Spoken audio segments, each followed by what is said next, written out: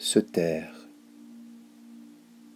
À présent, on me demande, qu'y a-t-il de mal à s'asseoir tranquillement tous les matins pendant 20 minutes, puis encore 20 minutes dans l'après-midi, et peut-être encore 20 minutes et plus dans la soirée?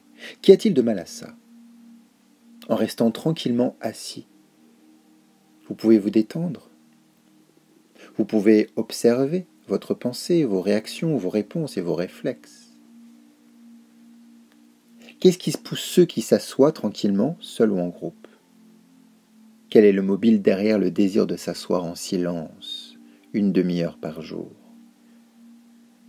N'est-ce pas important de savoir pourquoi vous voulez faire cela? Est-ce parce que quelqu'un vous a dit que si vous vous asseyez tranquillement, vous aurez des expériences parapsychologiques, que vous atteindrez une sorte de paix, une sorte de compréhension, une sorte d'illumination, ou une sorte de pouvoir? Étant quelque peu crédule, vous payez des milliers de dollars pour recevoir des instructions et un mantra que vous vous répétez. Certaines personnes ont payé des milliers de dollars en échange de quelque chose, plus spécialement d'un mot sanskrit qu'ils répètent. Vous payez pour recevoir quelque chose en échange. Quel est le mobile qui vous pousse? Pourquoi faites-vous cela? Est-ce pour une récompense d'ordre psychologique? Est-ce parce que, en restant assis en silence, vous atteignez quelque espèce de super-conscience? Ou bien est-ce que parce que vous voulez obtenir ce que votre instructeur vous a promis? Ainsi, avant de nous plonger dans tout cela, il est important de découvrir notre mobile. Qu'est-ce que vous voulez? Mais vous ne procédez pas ainsi, tellement vous êtes avide et crédule. Quelqu'un vous promet une chose et vous voulez cette chose. Si vous examinez le motif de ce souhait, vous vous apercevez que c'est un désir de réussite, comme celui d'un homme d'affaires de gagner beaucoup d'argent. C'est ce qui le pousse. Et dans notre cas, le besoin psychologique est de posséder la chose promise par un gourou ou un instructeur. Vous ne mettez pas ces promesses en question ni en doute, mais si vous demandez à la personne qui vous fait l'offre, cela en vaut-il la peine? Est-ce vrai? Qui êtes-vous pour me dire ce que je dois faire? Alors, vous vous apercevez que de vous asseoir en silence sans comprendre pourquoi conduit à toutes sortes d'ennuis psychologiques qui relèvent de l'illusion. Si c'est là votre intention, quand vous vous asseyez en silence, alors elle n'en vaut pas la peine.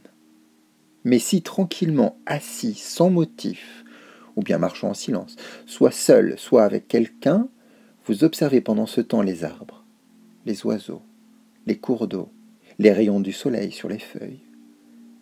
Vous vous examinez aussi vous-même au cours de cette observation. Vous n'êtes pas tendu dans d'immenses efforts avec pour but une réussite quelconque. Ceux qui s'engagent dans une certaine forme de méditation rencontrent beaucoup de difficultés pour s'en dégager, parce que leur esprit se trouve déjà conditionné. Après une pratique de plusieurs années, ils se retrouvent dans une impasse. Et si quelqu'un leur dit « quelle absurdité que tout cela », il leur arrive à un rare moment de devenir rationnel et d'admettre « oui, peut-être que cela était mauvais en fait ». Alors commencent les ennuis et le conflit entre ce qu'ils ont découvert eux-mêmes par la raison et qu'ils pratiquent depuis 10 ans. Une lutte qui s'appelle le progrès, oui, le progrès spirituel. L'esprit bavarde toujours, poursuivant une pensée ou l'autre, des séries de réactions sensorielles l'une après l'autre. Afin de mettre fin à ce bavardage, vous essayez d'apprendre la concentration, forçant votre esprit à s'arrêter de bavarder, et ainsi le conflit recommence. C'est ce que vous faites. Du bavardage, un discours sans arrêt sur rien. Si vous voulez observer quelque chose, un arbre, une fleur, la ligne des montagnes, vous devez regarder en silence. Mais vous ne vous intéressez pas aux montagnes, ou à la beauté des collines, les vallées et les eaux. Non, vous voulez atteindre un but, réussir dans le domaine spirituel. N'est-il pas possible d'être naturellement silencieux, de regarder une personne, d'écouter une chanson ou d'écouter tranquillement quelqu'un parler, sans résistance, sans dire « Oh, je dois changer, je dois faire ceci, je dois faire cela ». Simplement être silencieux Apparemment, c'est extrêmement difficile. Alors, vous vous exercez à être silencieux, selon des systèmes. Voyez-vous en quoi c'est fallacieux?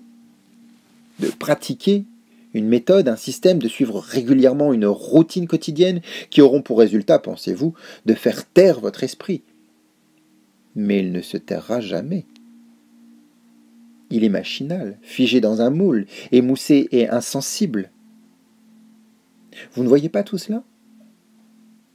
Vous voulez atteindre un but, une initiation. Bon, tout cela est tellement puéril. Si vous écoutez tranquillement l'orateur, sans décider s'il a tort ou raison, sans dire « je me suis engagé à faire cela, j'ai promis de ne pas y renoncer, je suis ceci, cela ou autre chose », mais en écoutant sans résistance ce qui est dit, alors ce que vous faites devient votre propre découverte. Alors votre esprit se tait au cours même de votre enquête. Pouvons-nous, nous, gens ordinaires, soucieux et agités, comme nous le sommes, pouvons-nous taire et écouter tous les babillages de nos propres mouvements de pensée? Est-il possible, assis, debout ou marchant en silence, de ne rien se laisser souffler par personne, de n'attendre ni récompense, ni expérience sensorielle dépassant les normes physiques? Commencez au niveau le plus rationnel, et vous pourrez aller très loin.